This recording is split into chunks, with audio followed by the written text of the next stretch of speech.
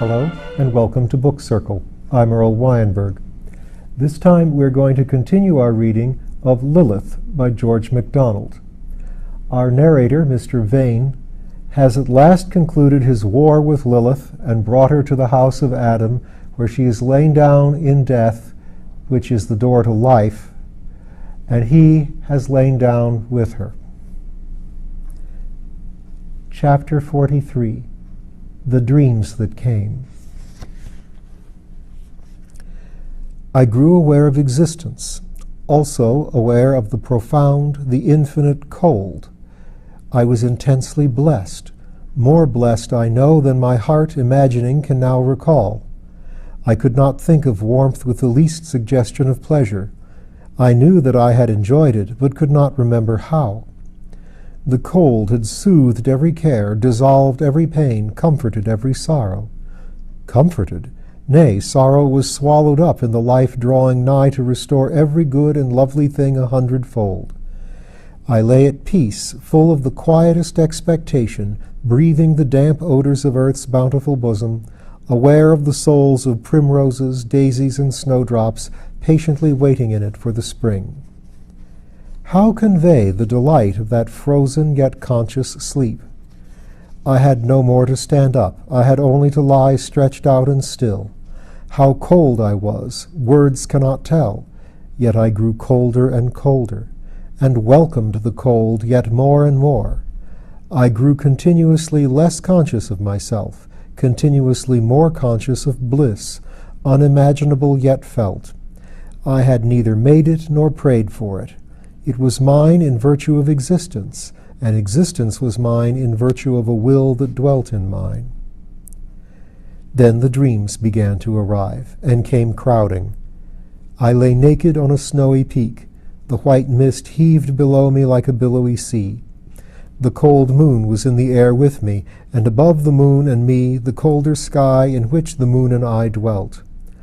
I was Adam, waiting for God to breathe into my nostrils the breath of life. I was not Adam, but a child in the bosom of a mother white with radiant whiteness. I was a youth on a white horse, leaping from cloud to cloud of a blue heaven, hasting calmly to some blessed goal. For centuries I dreamed, or was it Chiliads, or only one long night? But why ask, for time had nothing to do with me. I was in the land of thought, farther in, higher up than the 7 dimensions and the 10 senses. I think I was where I am, in the heart of God.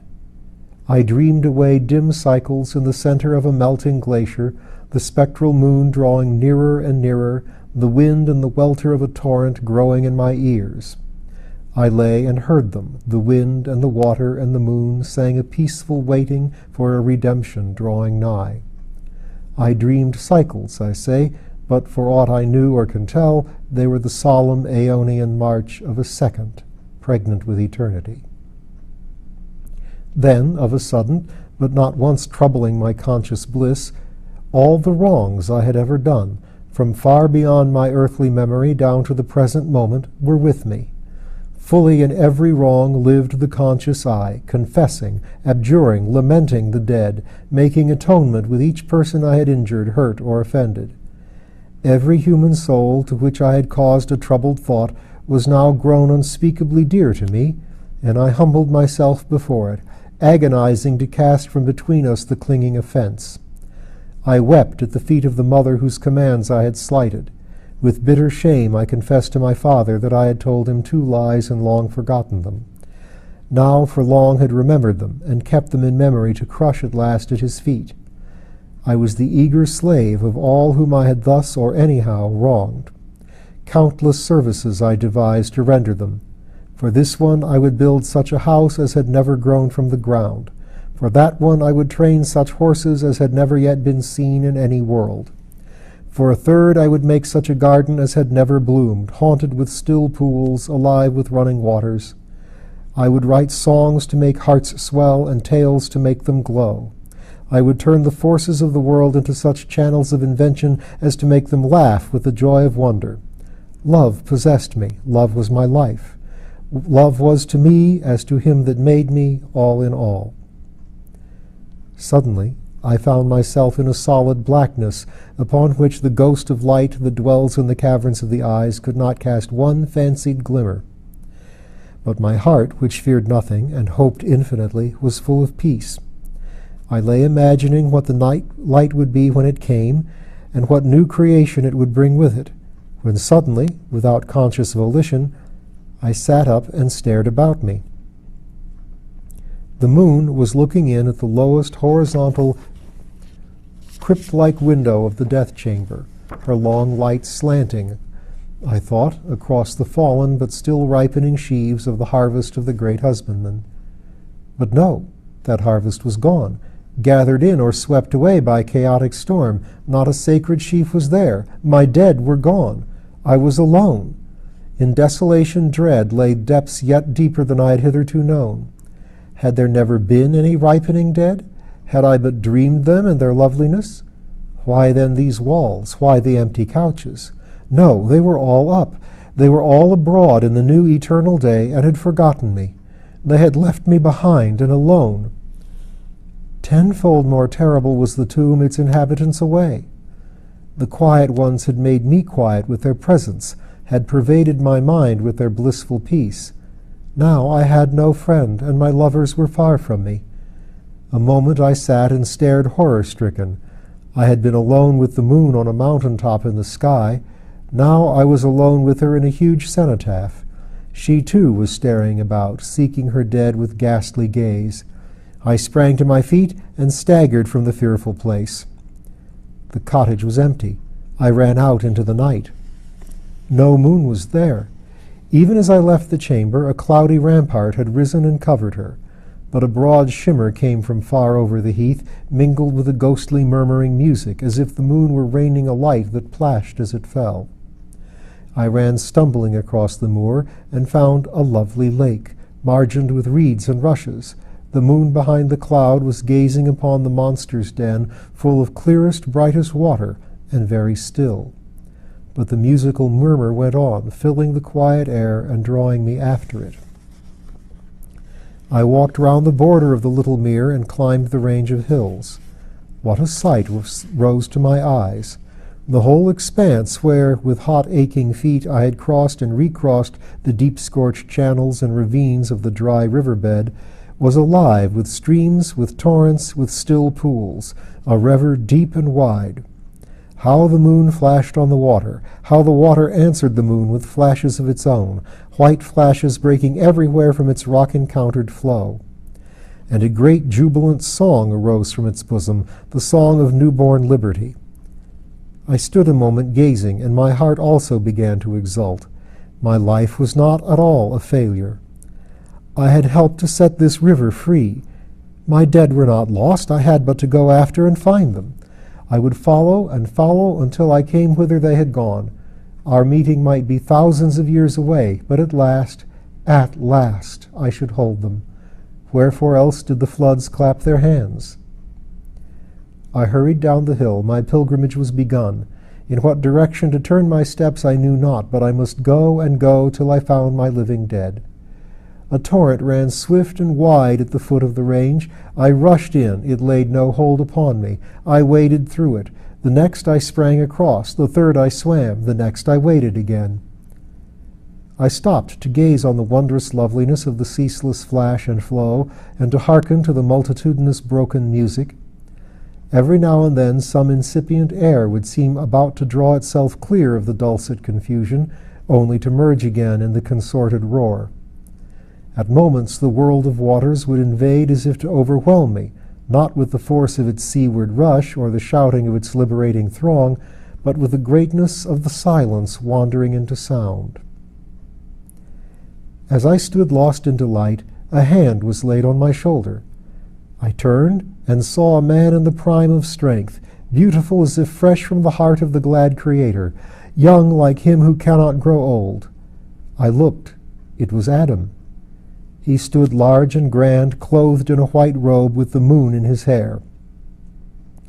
"Father," I cried, "where is she? Where are the dead? Is the great resurrection come and gone? The terror of my loneliness was upon me. I could not sleep without my dead. I ran from the desolate chamber. Whither shall I go to find them?" "You mistake, my son," he answered in a voice whose very breath was consolation. "You are still in the chamber of death, still upon your couch, asleep and dreaming, with the dead around you." "Alas, when I but dream, how am I to know it? The dream best dreamed is the likest to the waking truth." "When you are quite dead, you will dream no false dream. The soul that is true can generate nothing that is not true, neither can the false enter it." "But, sir, how am I to distinguish between the true and the false when both alike seem real?" "Do you not understand?" he returned with a smile that might have slain all the sorrows of his children. "You cannot perfectly distinguish between the true and the false while you are not yet quite dead. Neither indeed will you when you are quite dead, that is, quite alive, for then the false will never present itself.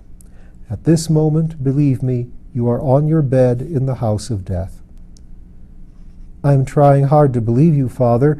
I do indeed believe you, although I can neither see nor feel the truth of what you say." "You are not to blame that you cannot, and because even in a dream you believe me, I will help you. Put forth your left hand open and close it gently. It will clasp the hand of your Lona, who lies asleep where you lie dreaming you are awake." I put forth my hand. It closed on the hand of Lona, firm and soft and deathless. "But, Father," I cried, "she is warm." "Your hand is as warm to hers. Cold is a thing unknown in our country. Neither she nor you are yet in the fields of home, but each to each is alive and warm and healthful." Then my heart was glad, but immediately supervened a sharp stinging doubt. "Father," I said, "forgive me, but how am I to know surely that this also is not a part of the lovely dream in which I am now walking with thyself?" "Thou doubtest because thou lovest the truth. Some would willingly believe life but a phantasm, if only it might forever afford them a world of pleasant dreams. Thou art not of such. Be content for a while not to know surely. The hour will come, and that ere long, when, being true, thou shalt behold the very truth, and doubt will be forever dead. Scarce then wilt thou be able to recall the features of the phantom. Thou wilt then know that which thou cannot now dream. Thou hast not yet looked the truth in the face, hast as yet but seen him through a cloud. That which thou seest not, and never didst see save in a glass darkly, that which indeed never can be known save by its innate splendor shining straight into pure eyes, that thou canst not but doubt, and art blameless in doubting until thou seest it face to face, when thou wilt no longer be able to doubt. But to him who has once seen even a shadow only of the truth, and, even but hoping he has seen it when it is present no longer, tries to obey it, to him the real vision, the truth himself, will come and depart no more, but abide with him forever." "I think I see, Father," I said. "I think I understand." "Then remember and recall. Trials yet await thee, heavy, of a nature thou knowest not. Remember the things thou hast seen. Truly thou knowest not those things, but thou knowest what they have seemed, what they have meant to thee. Remember also the things thou shalt yet see. Truth is all and all, and the truth of things lies at once hid and revealed in their seeming." "How can that be, Father?" I said, and raised my eyes with a question, for I had been listening with down-bent head, aware of nothing but the voice of Adam. He was gone. In my ears was naught but the sounding silence of the swift-flowing waters. I stretched forth my hands to find him, but no answering touch met their seeking. I was alone, alone in the land of dreams. To myself I seemed wide awake, but I believed I was in a dream because he had told me so. Even in a dream, however, the dreamer must do something. He cannot sit down and refuse to stir until the dream grows weary of him and depart. I took up my wandering and went on. Many channels I crossed, and came to a wider space of rock. There, dreaming I was weary, I laid myself down and longed to be awake. I was about to rise and resume my journey when I discovered that I lay beside a pit in the rock, whose mouth was like that of a grave. It was deep and dark. I could see no bottom. Now, in the dreams of my childhood, I had found that a fall invariably woke me, and would therefore, when desiring to discontinue a dream, seek some eminence whence to cast myself down that I might wake. With one glance at the peaceful heavens and one at the rushing waters, I rolled myself over the edge of the pit. For a moment consciousness left me. When it returned, I stood in the garret of my own house, in the little wooden chamber of the cowl and the mirror. Unspeakable despair, hopelessness blank and dreary, invaded me with the knowledge. Between me and my Lona lay an abyss impassable, stretched a distance no chain could measure, space and time and mode of being, as with walls of adamant unscalable, impenetrable, shut me in from that gulf. True, it might yet be in my power to pass again through the door of light and journey back to the chamber of the dead. And if so, I was parted from that chamber only by a wide heath and by the pale starry night betwixt me and the sun, which alone could open for me the mirror door, and was now far away on the other side of the world. But an immeasurably wider gulf sank between us in this, that she was asleep and I was awake, that I was no longer worthy to share with her that sleep, and could no longer hope to awake from it with her. For truly I was much to blame. I had fled from my dream. The dream was not only of my making, the dream was not of my making any more than was my life. I ought to have seen it to the end, and in fleeing from it I had left the holy sleep itself behind me. I would go back to Adam, tell him the truth, and bow to his decree. I crept to my chamber, threw myself on my bed, and passed a dreamless night. I rose and listlessly sought the library. On the way I met no one. The house seemed dead. I sat down with a book to await the noontide. Not a sentence could I understand. The mutilated manuscript offered itself from the masked door. The sight of it sickened me. What to me was the princess with her devilry? I rose and looked out of a window. It was a brilliant morning. With a great rush the fountain shot high and fell roaring back. The sun sat in its feathery top. Not a bird sang, not a creature was to be seen. Raven nor librarian came near me. The world was dead about me. I took another book, sat down again, and went on waiting. Noon was near. I went to the stairs, to the dumb, shadowy roof. I closed behind me the door into the wooden chamber, and turned to open the door out of a dreary world. I left the chamber with a heart of stone. Do what I might, all was fruitless. I pulled the chains, adjusted and readjusted the hood, arranged and rearranged the mirrors. No result followed. I waited and waited to give the vision time. It would not come. The mirror stood blank. Nothing lay in its dim old depth but the mirror opposite and my haggard face. I went back to the library. There the books were hateful to me, for I had once loved them. That night I lay awake from down-lying to uprising, and the next day renewed my endeavors with the mystic door, but all was yet in vain. How the hours went I cannot think. No one came nigh me. Not a sound from the house below entered my ears.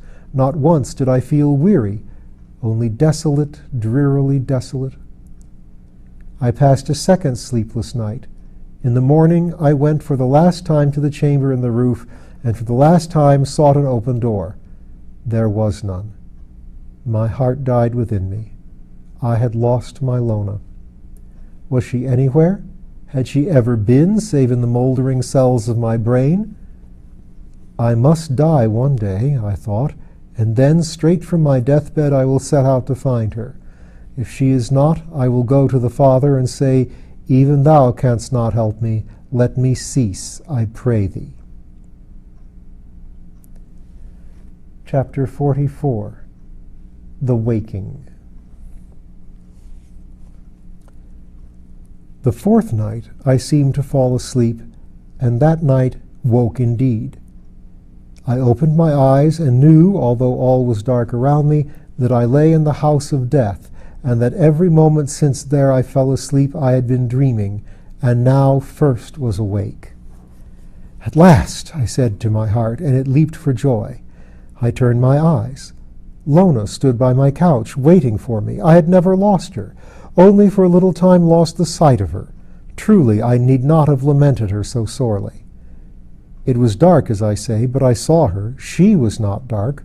Her eyes shone with the radiance of the mother's, and the same light issued from her face, not only from her face only, for her death dress, filled with the light of her body, now tenfold awake in the power of its resurrection, was white as snow and glistering. She fell asleep a girl, she awoke a woman, ripe with the loveliness of the life essential. I folded her in my arms and knew that I lived indeed. I woke first, she said with a wondering smile. You did, my love, and woke me. I only looked at you and waited, she answered. The candle came floating toward us through the dark, and in a few moments Adam and Eve and Mara were with us. They greeted us with a quiet good morning and a smile. They were used to such wakings. I hope you had a pleasant darkness, said the mother. Not very, I answered, but the waking from it is heavenly. It is but begun, she rejoined. You are hardly yet awake. He is at least clothed upon with death, which is the radiant garment of life, said Adam. He embraced Lona, his child, put an arm around me, looked a moment or two inquiringly at the princess, and patted the head of the leopardess. I think we shall meet you two again before long, he said, looking first at Lona, then at me. Have we to die again? I asked. No, he answered, with a smile like the mother's. You have died into life and will die no more. You have only to keep dead. Once dying as we die here, all the dying is over. Now you have only to live, and that you must with all your blessed might. The more you live, the stronger you become to live. But shall I not grow weary with living so strong? I said. What if I cease to live with all my might? It needs but the will, and the strength is there, said the mother. Pure life has no weakness to grow weary withal. The life keeps generating ours. Those who will not die, die many times, die constantly, keep dying deeper, never having done with dying. Here all is upwardness and love and gladness. She ceased with a smile and a look that seemed to say, We are mother and son. We understand each other. Between us no farewell is possible. Mara kissed me on the forehead and said gaily, I told you, brother, all would be well. When next you would comfort say, What will be well is even now well. She gave a little sigh, and I thought it meant, But they will not believe you. You know me now, she ended with a smile like her mother's. I know you, I answered. You are the voice that cried in the wilderness before ever the Baptist came. You are the shepherd whose wolves hunt the wandering sheep home ere the shadow rise and the night grow dark. My work will one day be over, she said, and then I shall be glad with the gladness of the great shepherd who sent me. All the night long the morning is at hand, said Adam. What is that flapping of wings I hear? I asked. The shadow is hovering, replied Adam. There is one here whom he counts his own, but ours once, never more can she be his. I turned to look on the faces of my father and mother, and kissed them ere we went. Their couches were empty, save of the little ones who had with love's boldness appropriated their hospitality. For an instant that awful dream of desolation overshadowed me, and I turned aside. What is it, my heart? Said Lona. Their empty places frightened me, I answered. They are up and away long ago, said Adam. They kissed you ere they went, and whispered, Come soon. And I neither to feel nor hear them, I murmured. How could you, far away in your dreary old house? You thought the dreadful place had you once more. Now go and find them. Your parents, my child, he added, turning to Lona, must come and find you. The hour of our departure was at hand. Lona went to the couch of her mother who had slain her, and kissed her tenderly, then laid herself in her father's arms. That kiss will draw her homeward, my Lona, said Adam. Who were her parents? Asked Lona. My father, answered Adam, is her father also. She turned and laid her hand in mine. And we will follow Mr. Vane once more the next time.